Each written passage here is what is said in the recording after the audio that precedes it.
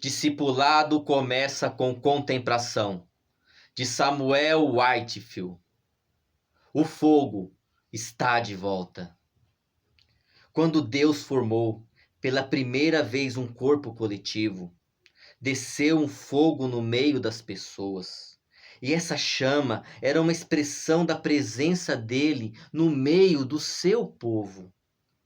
Quando Salomão dedicou o templo a Deus, o fogo caiu novamente, indicando que aquele era o lugar da presença do Criador entre a nação eleita.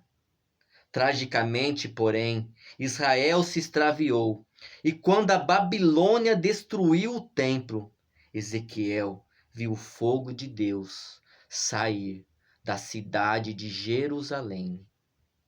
Muitas décadas depois, exilados, os judeus retornaram a Jerusalém e reconstruíram o templo como um ato de obediência. Eles estavam certos em fazer isso, mas o fogo nunca havia caído no segundo templo. Essa ausência era um indicador de que o templo era temporário. Não era uma morada permanente de Deus. Quando Jesus veio, Israel ainda esperava que o fogo, a manifestação visível da presença de Deus, voltasse e habitasse em seu meio. Então, no dia de Pentecostes, o fogo voltou repentinamente. Quando o fogo caiu no dia de Pentecostes, houve uma declaração vívida e pública. O templo está de volta. Deus habita entre seu povo novamente. O Espírito foi derramado perto do templo, mas o fogo caiu sobre um corpo coletivo em vez de um edifício. Deus agora podia habitar plenamente entre seu povo, sem a separação que existia no tabernáculo e no templo. Quando o fogo caiu, as pessoas de repente começaram a pregar o evangelho em muitas línguas gentias, as quais não conheciam. O templo não era mais um edifício, agora era um corpo comunitário.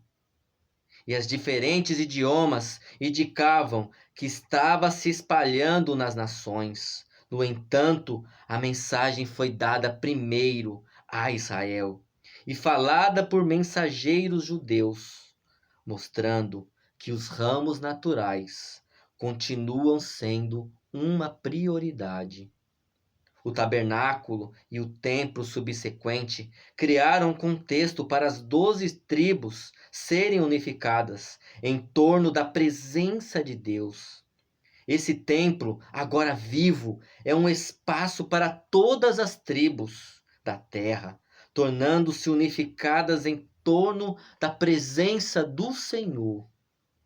Tornaram-se uma imagem de um novo homem e viverem como um povo sob um único rei.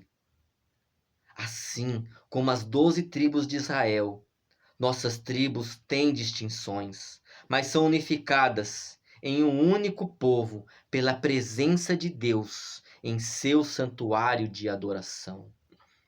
O conceito de igreja no Novo Testamento foi construído em torno da ideia de que o templo se espalhou para as nações. Este não estava mais limitado a Jerusalém, e o povo de Jesus recebera uma nova missão: vão e construam templos em todos os lugares entre os gentios. Templos, não sinagogas.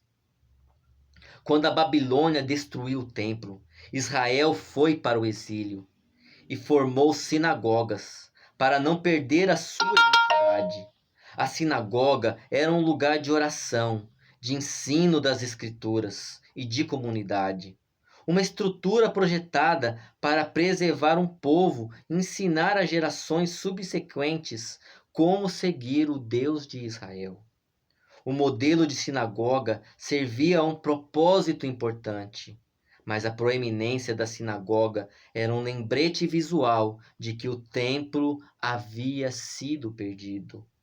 Era um sinal de julgamento. Quando o fogo, a presença voltou do Pentecostes, a igreja primitiva entendeu que a igreja era um templo e não uma sinagoga. Com o tempo, entretanto, tornou-se mais parecida com a sinagoga do que com o templo. E passou a ser considerada um lugar de ensino, onde as pessoas se reúnem para aprender sobre Deus e funcionar como uma comunidade. Em outras palavras, uma sinagoga. Tudo isso é valioso, mas também é trágico. A igreja deve ser conhecida como o lugar onde as pessoas se reúnem para contemplar a glória de Deus em seu meio e ministrar a Ele. Em outras palavras, um templo.